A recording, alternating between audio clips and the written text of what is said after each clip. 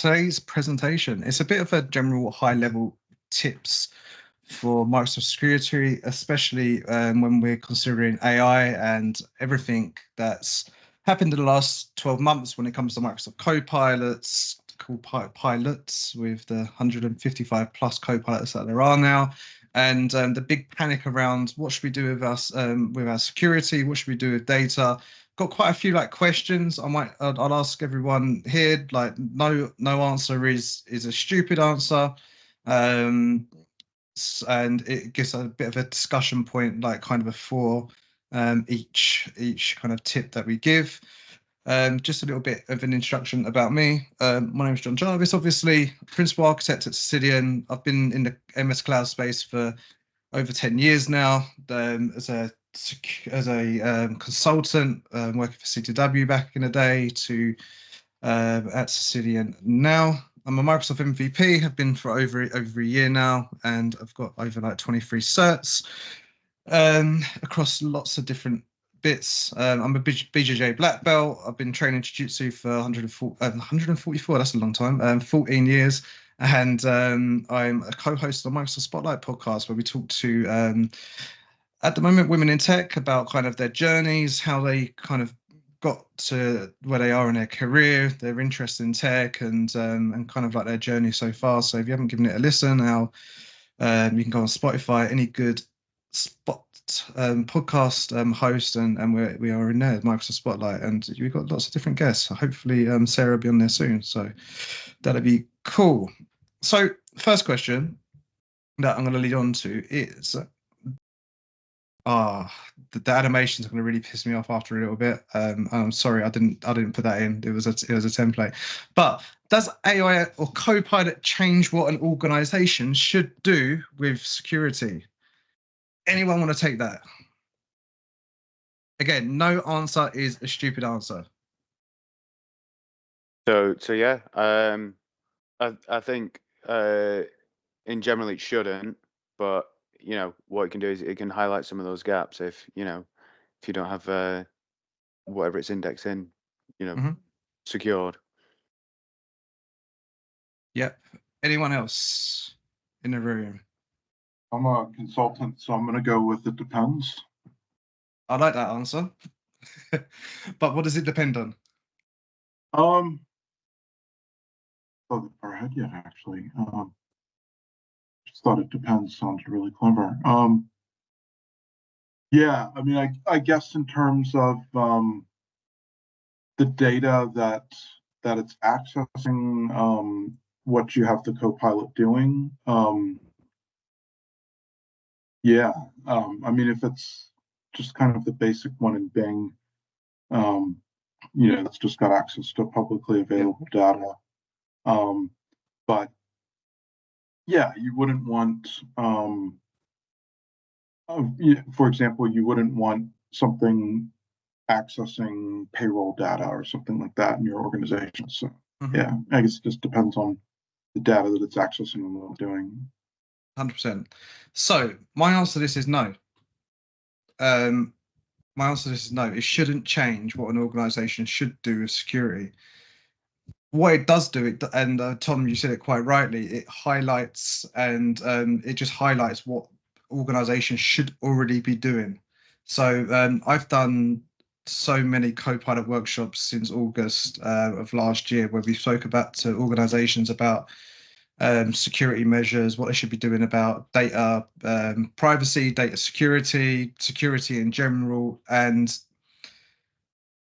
me and my CTO, Rob Quicken, we sat down after him. It was like, everything that we talk about when it comes to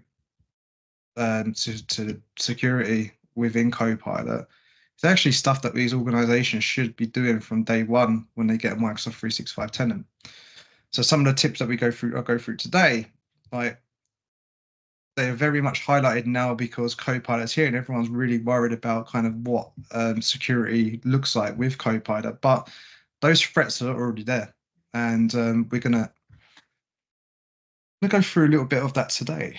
So, second question, I'm going to do a few questions here. Animation really is annoying me. How do we stop 99% of all attacks? Any guesses?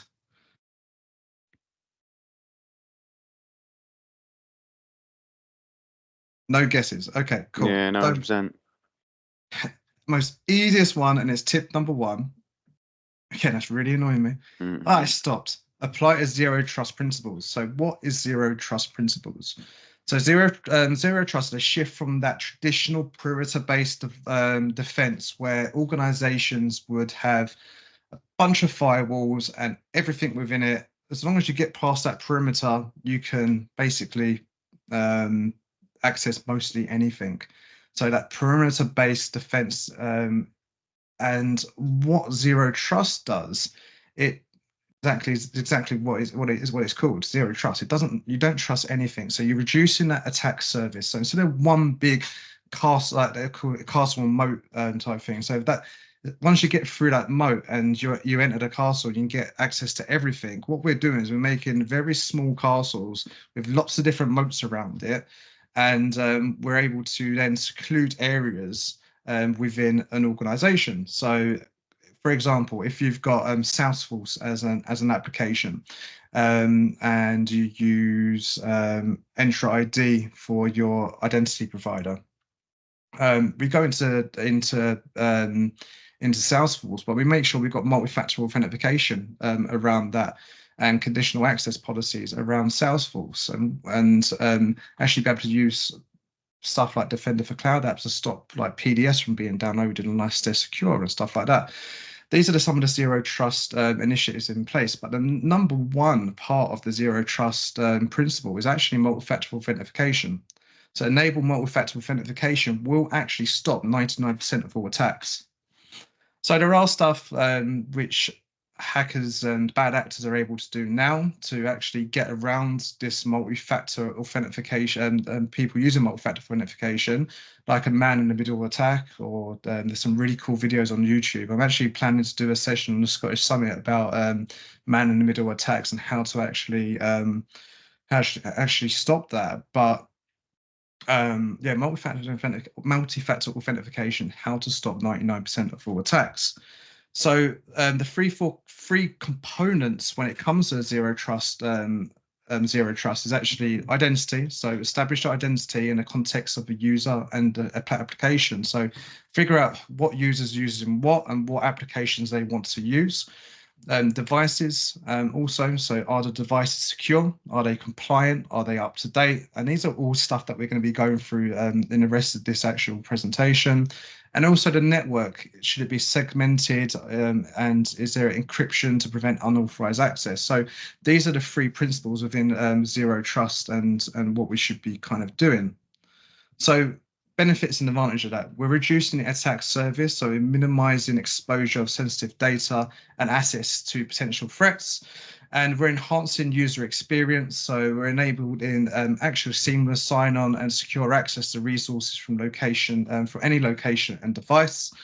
And we're improving our compliance posture, so we're enforcing granular and consistent policies across the network, and we're able to actually audit all activities and behaviors of users and applications, because we know where the users are going, we know what applications users are accessing, and this enables that when we need to go to auditors to see what we need to go to auditors, we can go, these are what our users are accessing, and we're accessing it securely.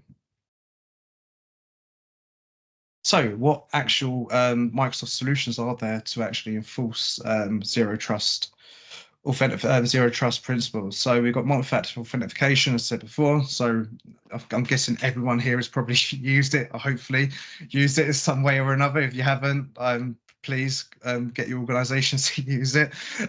So it requires a code, biometrics with Windows Hello for Business, with biometrics or your device itself. So have I got one here? I normally have one. I've got a a FIDO2 key. I think it's in my kitchen. So I use also a FIDO2 key, which is a USB key that you stick into your device, your laptop, and that is the way to actually stop like completely any attacks. So man-in-the-middle attacks and what I mentioned before. That FIDO2 key is how to stop any type of attacks. You need a physical key on you to actually be able to access access your network and your environment. So explicit verification of identity and device and network. There's loads of stuff out there within Entra. So least privileged access and role-based access control with RBAC. So granting the minimal level of access and permissions necessary. So don't give everyone global admin rights out there. Let's use least privileged access and role-based access control using PIM. So if you need to actually elevate your rights, use PIM to actually get authorization to have Exchange admin, Intune admin. I don't know any Power App. I know admins out there, the groups out there, but any kind of level of that, you can use PIM to actually have that for a certain period of time for when you actually need it. And just use that assume breach and mentality and continuous monitoring. Again, I think I'm going to delete that second bit here. So zero trust is our basic number one for tip one. Nathan, do you want to say something? Oh, no, sorry, I was just stretching. No worries. Tip two, and first question, should we put all our eggs in one basket? So this is something I get asked a lot. I get told a lot. So I'm doing a security, cybersecurity overview of our customers, and they go, John, like we really like Microsoft, but we don't want to put all our eggs in one basket. We don't want to just use Microsoft for the whole Defender suite. We want to use something like Proofpoint or Mimecast for email. We want to use Splunk for some. I don't know why no one would want to use Splunk, but we want to use Splunk for SIEM because we don't want all our eggs in one basket. What's everyone's take on this? I'm going to go top down and just ask people now. Tom, what's your thoughts on it? Yeah, I mean, I can see why clients say that. I normally think that the security stuff that Microsoft offers is pretty comprehensive, so there's not a huge risk there. Mm-hmm. Nathan, the consultant in me wants to go with it depends. So it depends on, I guess, the organization, the applications, the technologies in play. Yeah, anything that's unique to your organization. If you're in government, that's probably going to be different than how you would do it as a small business.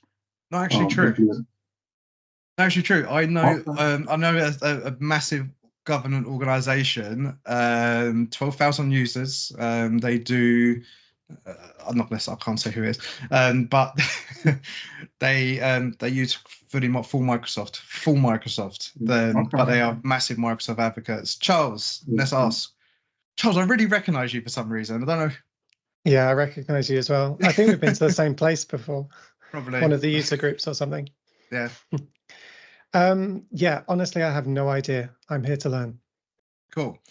So what I say to my customers is, it does depend. It does depend on if there are any features on another in another security product that you might need. But putting all your eggs in one basket. Sorry, Sarah, you got any view on it? Probably not based on anything.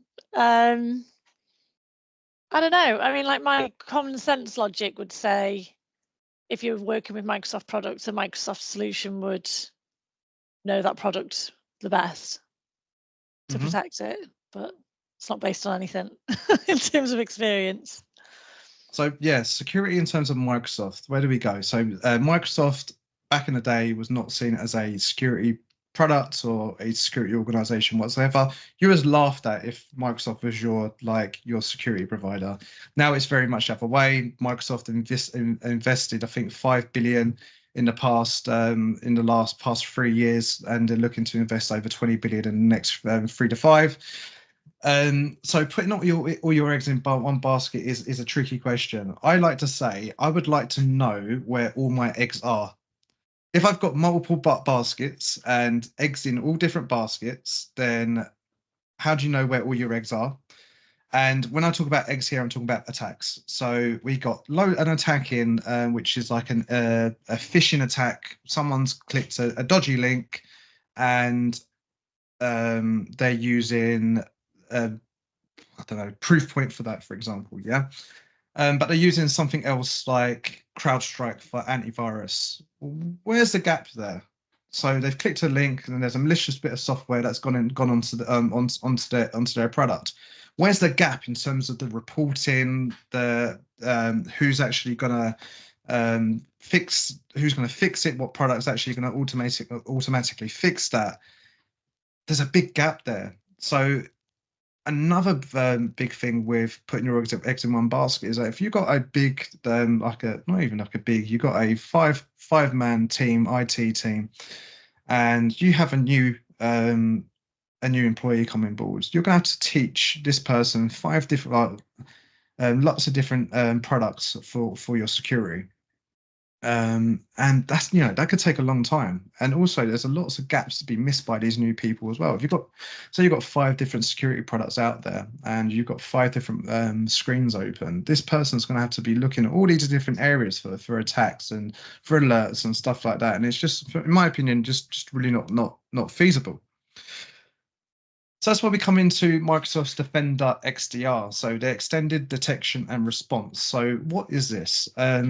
It's the aim to unify all data and insights across multiple domains. So not only just Microsoft, but we could be getting information from AWS. We can be getting information from Google Cloud and devices and absolutely kind of anything that we can pull into via an event, so like a log or anything like that. So it provides a more comprehensive and holistic view of that threat landscape. So when we're getting those new employees coming on board, we're showing them one single pane of glass, and that's where all your threats will be. And it enables faster and more effective detection and response. And coming back to the other point, we've got 5 different screens if we're using 5 different products, and that response is going to be a lot slower than if they're actually going to be using just that one. Sorry, if they're using 5, it's going to be a lot slower, obviously, than if they're using 1. So, Joanne. So benefits and advantages. So it collaborates and enriches data from different sources, provides more context and insights into attacks. We reduce that complexity and cost, and reducing the number of platforms needed. We're enhancing automation and orchestration. So it leverages. So Defender XDR can leverage AI and machine learning for automation, which is absolutely unbelievable. So I might actually go into a little bit of a demo of what that looks like. Yeah, let's do it. I'm going to bring up a screen, and I love a demo. So this wasn't what I had planned, but let's show you kind of what we can actually do with Defender XDR.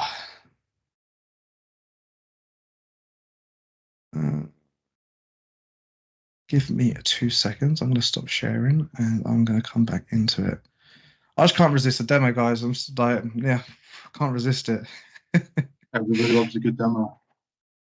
Yeah, we get to see some hands-on stuff.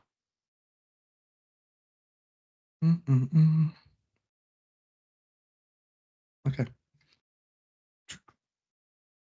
Let's get into it. So this is Defender XDR. So Defender XDR, and we're going to see quite a few more bits down the left-hand side as well. But on the left here, we can see all our incidents and alerts.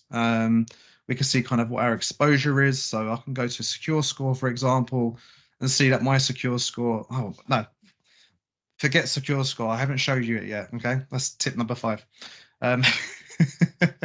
We can go into my devices, and I've got a whole holistic view of all my different endpoints, my identities, and yeah, everything that you might expect. So my email, collaboration, cloud apps. So again, AWS and Google Cloud, all that type of stuff here. But if we go up to the top here and go to incidents, I can see all the different security incidents that have taken place within my organization.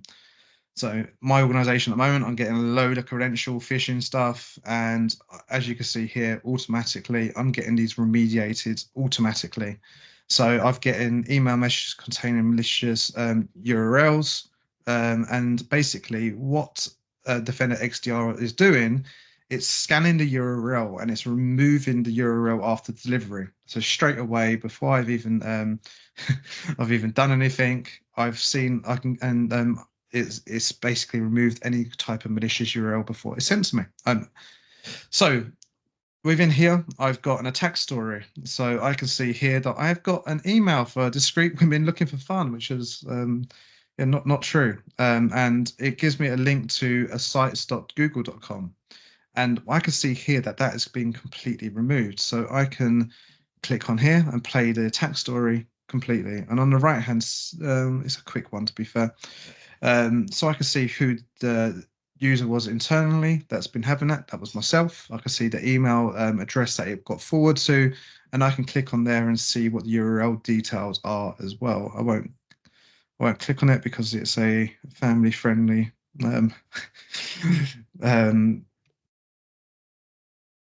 session, that's the word for it. But on the right hand side, I can see all the different attack alert details that come in. I can see what MITRE attack technique it was, and I can click on that and get more information on it as well.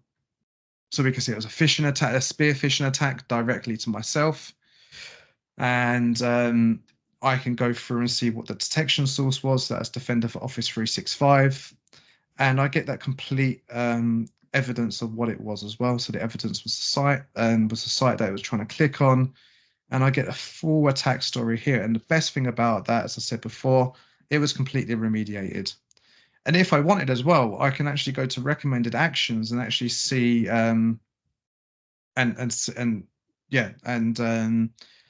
have recommended actions. And you can see I've done quite a lot of them. I can click on one of the ones that I haven't done. So this one here, and go to manage and just go through and directly put in place the recommendation that Microsoft have given me to be able to stop these attacks as well. I can also set the threshold for phishing to be a little bit higher. I'm probably going to do that because I'm getting these quite a bit at the moment. And I can enable multi-factor authentication for all users. Again, this has basically been done. I've got a couple of test users that haven't got MFA for testing purposes. Because even though it's a testing environment. Again, I've got another one up here. I've got block threat from Russia, and that's one that I've done as well. I said any type of authentication that comes directly from Russia, because I was getting again a lot of them. I wanted it to completely block it and give me an alert. So block threat from Russia is a brand new one in, and I can see exactly where this attack has come from. I can see it was someone trying to log in as me. That came from Russia. That it was a bad username and password, and but I just wanted to be a bit more aware when I was getting these type of potential attacks coming in. So it's a shame because I had a lot more in terms of instance as well. Can I go further back? I don't think I can go back further back from 6 months. So I have some demo ones for. Oh, look, Aaron, my son's PC. He's been naughty. Look at this. I can see my son. Media Arena malware was presented on one invite on one endpoint, so he's busy playing. I think he's busy playing Minecraft or Roblox, and I can see that malware was presented on his endpoint. I can click on this alert and see exactly where it came from. He's tried to open this, I think, and that's been resolved straight away. But I get complete timeline and evidence and response on it. Anyway, we've only got half an hour left, so I need to get through these a bit more quickly. But just a general overview of what you can actually do and what you can expect to see within Defender XDR. And you can see there, from one pane of glass, I got an alert for a phishing attack, and I got an alert for my son clicking on potential malware as well. So again, one pane of glass where if I had Proofpoint and I had CrowdStrike, for example, two different products that would be in two different areas, and I wouldn't be able to see it as well. Also, if you think back to the Defender for Office 365 alert that we got for that, was it old women, mature women looking for fun? I got full holistic overview there. So even if I did click on that link, I would have been able to see. I would have been able to see what was installed on my machine and everything along that as well, which is pretty cool. Hey John, with that pane of glass, is that just informational in terms of showing you the attacks, or are you able to take action either manually, or can you automate things to say when this happened? Yeah. Great question. So yes, you can completely automate it. So let me go to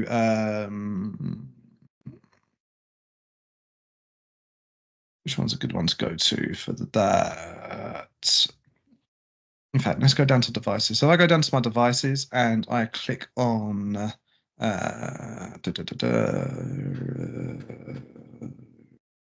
this one here, CPC. So this is the cloud PC. I've got Windows 11 on there.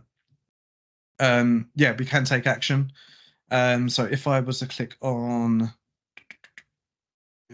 this one where it's got some,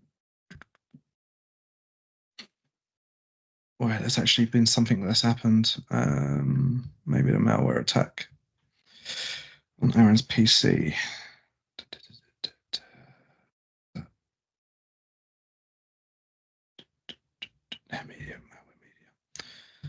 So if I go to assets there, I can see the device and I can go onto Aaron's PC from there.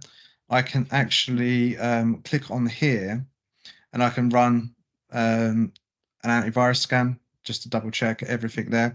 I can actually restrict app execution. So if I wanted no apps on that PC to actually be restricted and to be open until I've had a thorough investigation, I can restrict the app execution until I decided Aaron can run it again. I can initiate an automated investigation, and I can initiate a live response session as well to actually to get to the end of it. And I can do an isolate device as well, to isolate off the network completely. So not only app execution, but isolate it completely.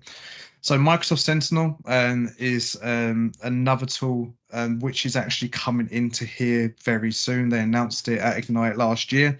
So Sentinel was very much a product that was set in Azure, and that is coming into this Defender, into this one pane of glass very, very soon. And with Sentinel, you can set up you can set up playbooks.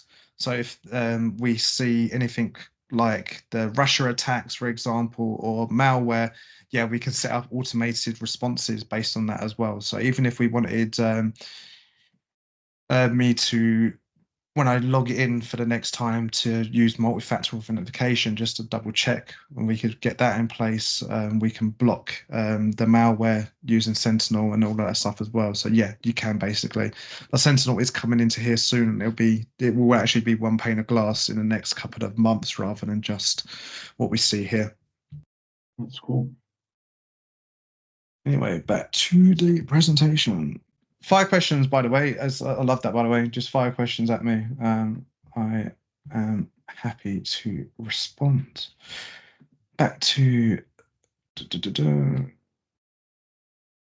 and I'll go very high level as well. I think we've kind of gone through this. So example scenario, it's basically what we were just saying. So we can use Defender for Office 365 to detect and block email. Use the endpoint, Defender for endpoint to detect and isolate any affected device, what we just saw a second ago.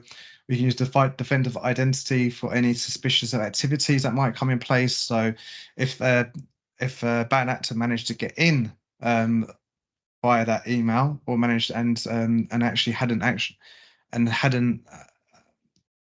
done anything like install malware or anything like that, but just kind of sat in the network, we could use Defender for identity to see that suspicious activity.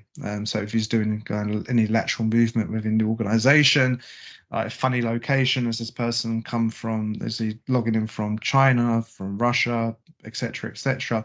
We can use Defender for Identity to see that suspicious activity, and Sentinel to provide that comprehensive view of attack. Next one, no question to this one, is to manage a device. So every device now should be integrated into Intune. So I've done a article on Practical 365 recently about that. So if just worried about time at the moment, so I'm going to shift through these pretty quickly. Use Intune to protect your device. Why? Keeping the device up to date, so security patches and software updates. So we can use Intune to actually make sure devices are completely up to date. We can make sure that Intune is there to ensure your devices, your applications are up to date as well. So we're not using out-of-date applications or any type of out-of-date operating system feature updates or local updates. We can enforce compliance and policies with standards, so we can ensure that your device is compliant. And if your device isn't compliant, make sure that you can't actually log into like Microsoft 365, Power Platforms, etc., until your device is compliant. So this, for me, that's a real key with Intune as well when it comes to Intune. And again, we've got Intune to integrate the device. For use Entra ID to make sure that we're using seamless single sign-on, conditional access, and we're going to go through another demo. We're going to go through another demo. So Intune.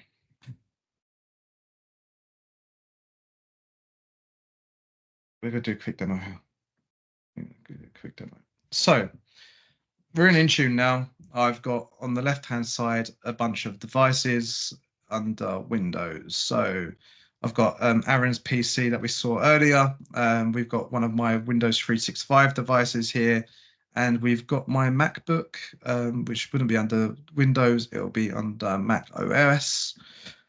I can see on here that my device is compliant. So look, my device is compliant here. And if I go back to my Windows devices, I can see one of them isn't compliant, Aaron's cloud PC, because I don't think it's ever used it. And I can see all the rest of my devices here are compliant. So what does a compliant policy look like?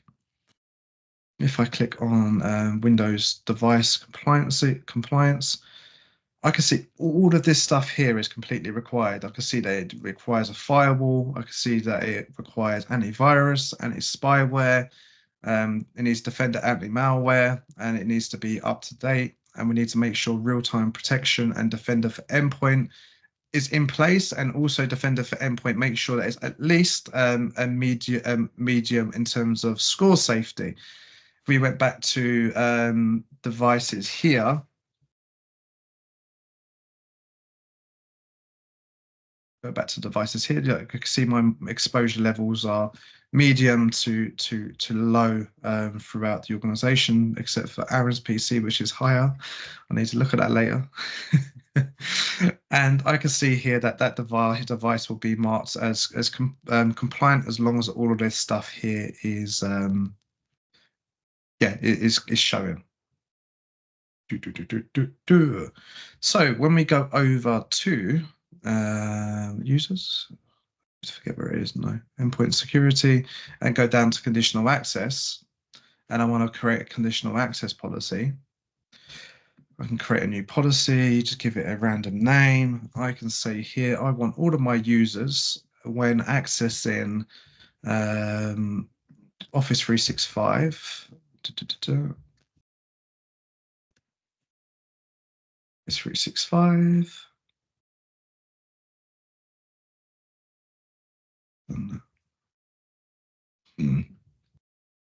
accessing Office 365, I will grant them access as long as they have a device that's marked as compliant, or require multi-factor authentication. And I could say here it requires all those selected controls, or we could say here that it requires one of the selected controls. So what would happen here is when I try to access Office 365, I will require I could get access as long as I require multi-factor authentication. So we've got these zero trust principles that we spoke about earlier, or we require the device to be marked as compliant. So as long as someone's using a compliant device, they can get access straight away. I would kind of recommend the order selected. So we have multi-factor authentication and also a compliant device as well. So that would benefits of this obviously is that thinking about kind of home use as well, that's probably a bit too stringent. Probably require one of the selected devices. Depends what your bring your own device policy is here. Obviously, if we had this in place, your users would have to enroll devices into your organization, and nobody likes that. Any questions on this so far? I know I'm kind of running through this at quite a lowish level, but yeah. Any questions at all?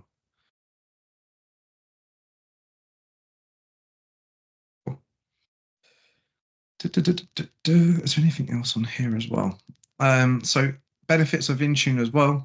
We can ensure that device configuration is in place. So look, I've got all of these policies that go straight to my device, all because it's enrolled into Intune. So I've got antivirus baselines here. I've got my Defender for Endpoint enrollment all in place here as well.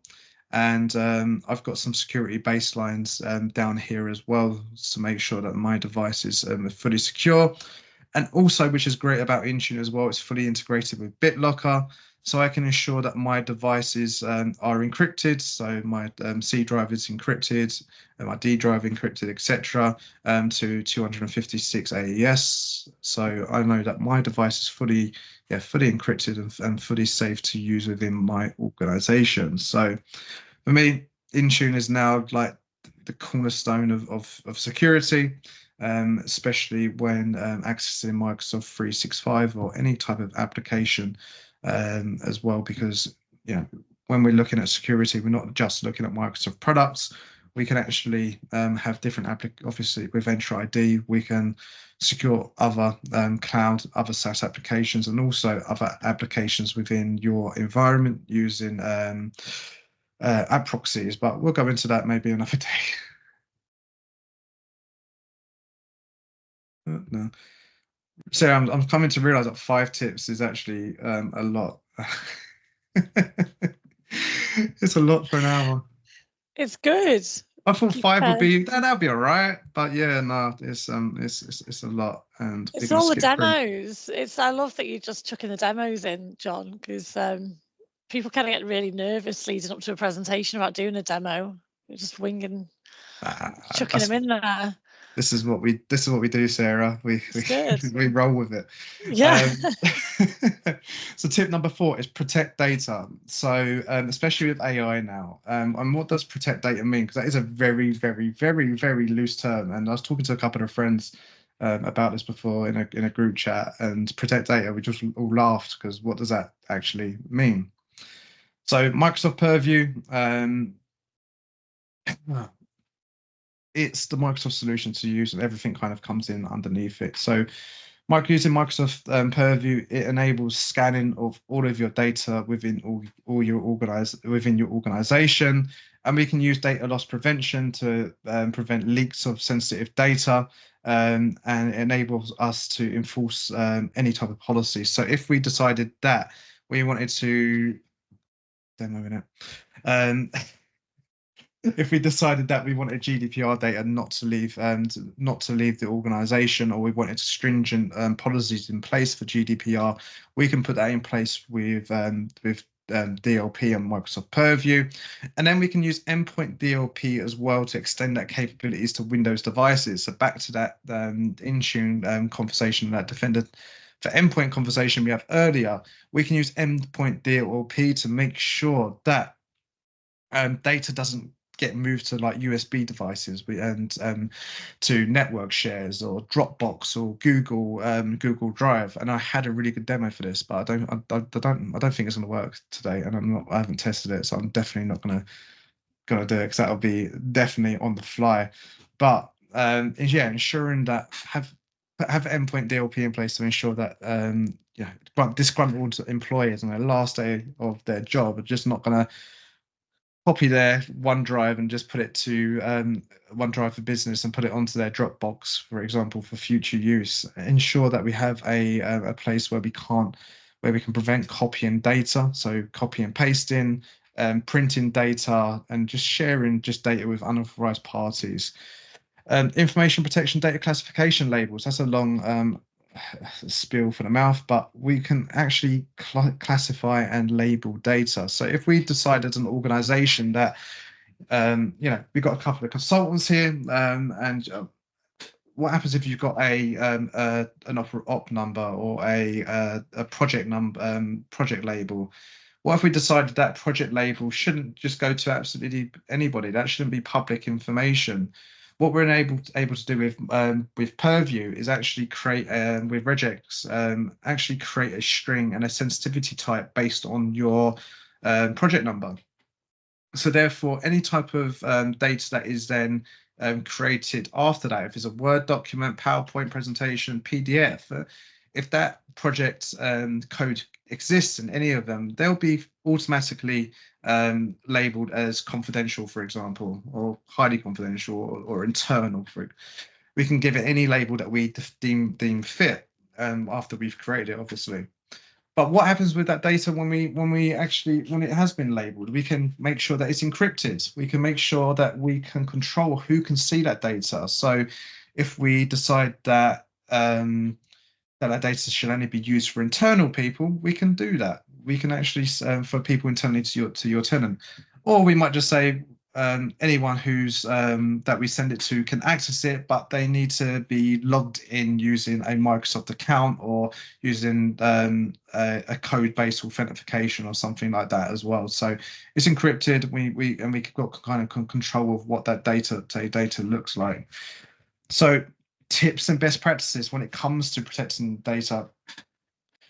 And the top one for me is like the most important thing, and it's what I say to my customers when we're talking about Purview, is just know your data. So discover your data and inventory your data sources. So understand what your data you have within your organization. So what I said about project number earlier, how important is that? Have you got an op number? Have you got like a sales order number? What do these look like within your organization?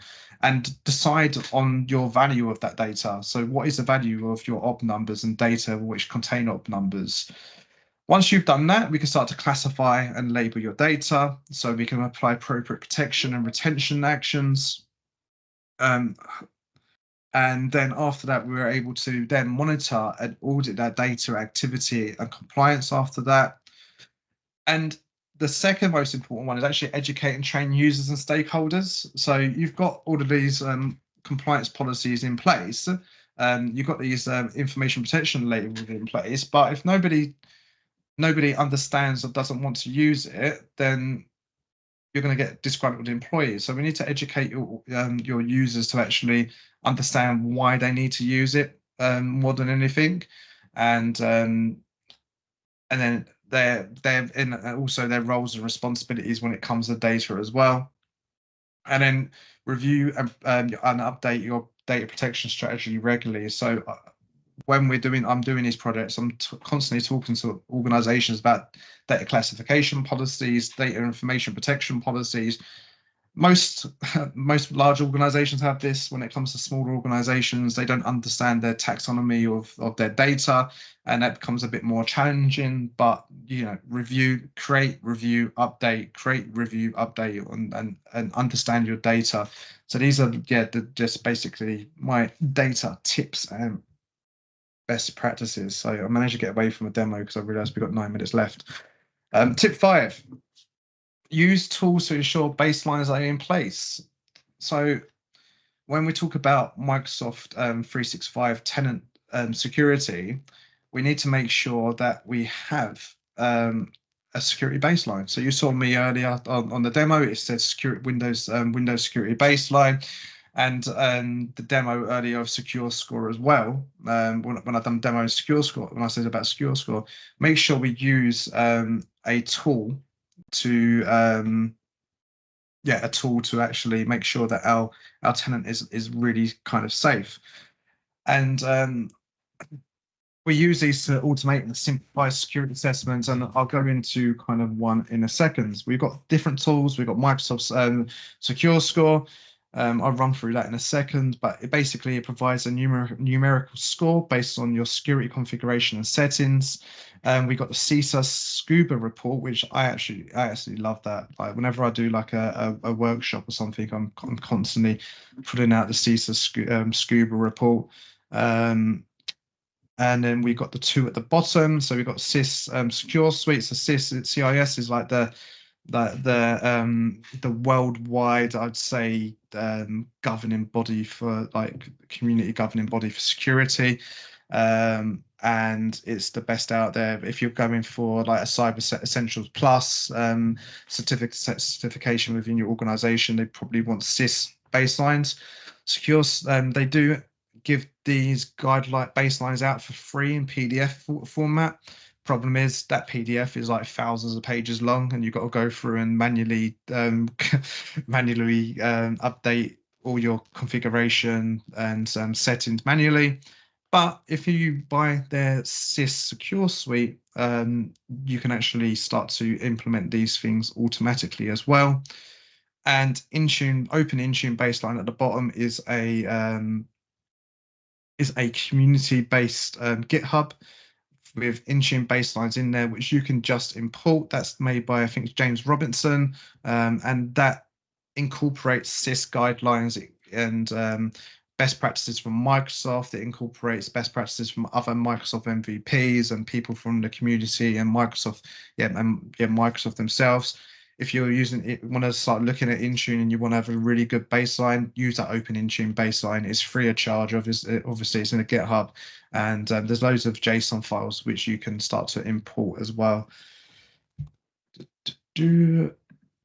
That's kind of what the Scuba one looks like. And as we've got a couple of minutes left, I'm just going to show you the Secure Score. So my Secure Score is pretty high, 70%. So 70% is my Secure Score, and I can see that I've gained 1,000 points out of 1,437 points out of 1,437 points. I can see my recommended actions on the right-hand side, and I can see what my comparison is to organizations of similar sizes. So what I see is, I'm not really an organization, but smaller organizations normally have roughly 50 points out of 100 or 50% out of 100. I'm sitting on 70%. And if I go to view all on the right hand side, I can get my recommended actions of what I should do within my organization. So I've got on the right-hand side the different products in place and what category it looks at. So Defender for Office, for example, we saw that one earlier. We saw these two earlier, actually. I'm going to go to one which I know will be easy to kind of show you. Okay, turn on Defender for M. No, which one would be an easy one to show you? Sure. So if I click on... Is that 100%, or is that... 100% will never happen. Never happen. Like, yeah. Then with security, you've got to think about kind of what productivity versus security. And I would say 70%, 80% is like really top. 70 is good, but then I saw a customer of mine the other day who had 80, and I was like, well, fair play. That was the highest I've probably seen. 100 is just it's unattainable to say the least. I'm just trying to think of one that would be easy to kind of do on here to show you. This one here. So if I click on this, ensure that admin consent workflow is enabled, I get a description of what should be done within my organization, and I get implementation, tells me how I can actually implement it. So step by step, what needs to be done. I can click down here to manage an Intune in Entra ID, and it takes me roughly to the area of where what I need to do. So if I look back now, I can see I need to go to under reviewers, choose roles, groups that you would like to be able to review. I can click on here and go exactly to whereabouts was it? I think it's admin consent. Yeah, admin consent, and say I want these people here to review. So users can request admin consent to apps when they are unable to consent to. I can put in different groups and users in here that will want to be able to actually approve any type of apps that are being connected to Entra ID. I press save on that. That it all gets done, and then I've gained myself how many points? 5 points and a 0.35%. Doesn't seem a lot. Another little bit of my onto my percentage on there. So this is a really cool tool to use as well. And if I go to Scuba Gear, onto Scuba Gear as well. So if you go to Scuba Gear, it's in a GitHub. Go and have a play with this. Trust me, it's really cool. It's up to date as well, which I don't like about what I don't like about some security baselines is that they don't keep themselves up to date. Well, CISA really do. So if I go to baselines here, I can see all of their baselines. So they've got some for Power Platform as well. So I know this user group is predominantly a lot of people from the Power Platform side of things, and we can actually get a report on an organization's Power Platform. On this Power Platform, there's some baselines within that as well. But if I go to Microsoft Entra ID, I get basically a whole reference on what should be done on each within the baseline. So risk-based policies. Yeah, it tells me exactly what I should be doing. So I'm looking at time of what I should be doing and how to remediate as well. And it's a really good baseline. So if I was going to have my own organization and I didn't want to spend so much on Secure Suite, I would definitely recommend Scuba Gear to get yourself and go to your baselines for Microsoft 365, and then Intune, go to that open Intune GitHub, Intune baseline GitHub, and then use this for Intune as well. And again, we've got all of our JSON files all within here, which we can start to import into Intune to make sure that we're fully up to date. And our Intune is fully against the baseline, which I got him right. James Robinson, I did say his name right. Make sure that we're up to James Robinson's baseline for Intune as well. So yeah, 5 tips. Took a long time, especially when I started throwing in like unscheduled demos. But you know, I think it's sometimes good to just show people rather than just do a PowerPoint presentation. Yeah, that's me at 4 o'clock. It makes. I mean, I'm not techie, am I? So it makes a lot more sense to me. I was quite surprised at how intuitive the Intune was to kind of navigate around. Yeah, really kind of cool. I was on, I can't say actually, NDA. But yeah, there's some really cool stuff that goes on in the background when it comes to like the UI of Intune and that, like lots of thought and stuff like that. So that's what I'll say. Yeah, no, it's good, really interesting for me personally, because a lot of these are Power Platform focused. So I've seen security admin around Power Platform, but not necessarily the other Microsoft tools. So thank you for that. Awesome. Thank you for your time. Anything to like ask before we wrap up? No? Yeah, John, if I could ask, in terms of when you're designing security, so how do you kind of make that determination between letting people do their jobs and locking things down? Because since being recorded, but since where I work was acquired by who we are now,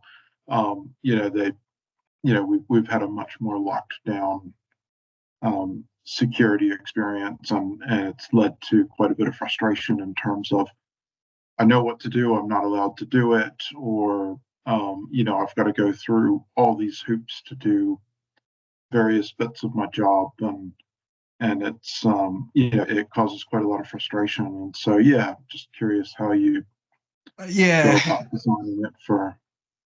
So I mean, most most US-based organizations are very much like that. Are very much lock down everything. Don't let anyone install anything. From what I've found,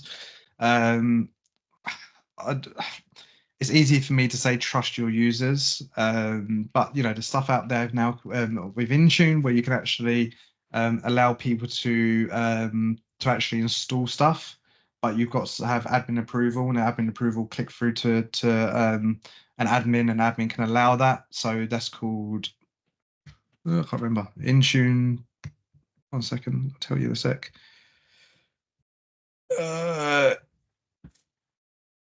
Endpoint privilege management, sorry. So endpoint privilege management, a really good tool that's in place. There are other tools as well to actually enable users to elevate their privileges just for a single installation, as long as it's been approved. So that's a good way to combat that. But again, it just depends on the organization at the end of the day. Some organizations are just install everything. I'd prefer if I had my own organization and define that to actually have a library of products within company portal and allow people to install that. I'd kind of allow my IT team to be able to install stuff that they want to install on their laptops personally, and give them kind of local admin privileges, because they're the IT team. They need different tools in place and stuff like that. For my general users, I would definitely not allow local admins. Just have users and just have a nice library of applications within Intune. Okay. Oh no, thank you. That was awesome. But thanks very much, and thanks, Nathan. Appreciate you getting that about. Right. Yeah. No Thanks, worries. everyone. Bye. Cheers. Bye bye.